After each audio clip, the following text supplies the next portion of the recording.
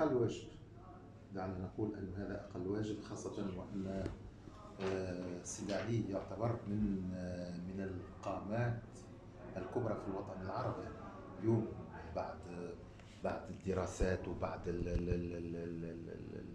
المعرفة وبعد العلم والتعلم، وبعد هذا كل فهمت الأجيال أن سيدي علي كان حاجة مميزة جدا.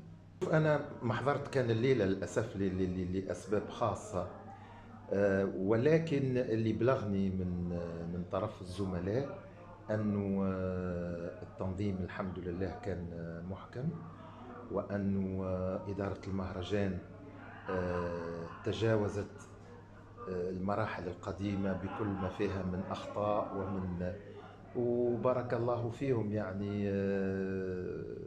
وإن كان نقول لا شكر على واجب، يعني هذه حاجة تسرنا الناس الكل وتزيد في رقبتنا شبر كما نقولوا، وإن شاء الله من حسن إلى أحسن. وبالحق بارك الله فيهم، التنظيم يعني كان في مستوى لائق جدا. الله يعيشك بارك الله فيك، ونشكركم على الالتفات هذه الكريمة.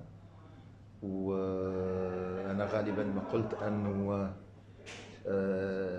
الإعلام، أنا أتحدث عن الإعلام ولا أتحدث عن الإعلان. الإعلام هو أحد ركائز الهرم الإبداعي. إذا كان ثم إبداع، أحد ركائز الهرم هذا الإبداعي هو الإعلام. فطوبى لمن أخذ بعين الاعتبار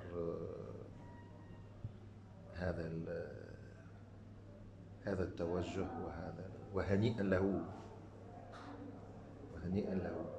وإن شاء الله الإعلام متاعنا يعاون المبدعين برشا باش يخرجوا في تونس من الأزمة الخانقة اللي هما فيها صدقا، لأنها أزمة خانقة. العولمة هذه والحاجات هذه ما حضرنا لهاش رواحنا، ولا ربما حضرنا لها رواحنا ومش بالقدر اللي يلزم، بالقدر اللي يكفي. وليعلم القاصي والداني أن في بلادي مبدعون درجة أولى.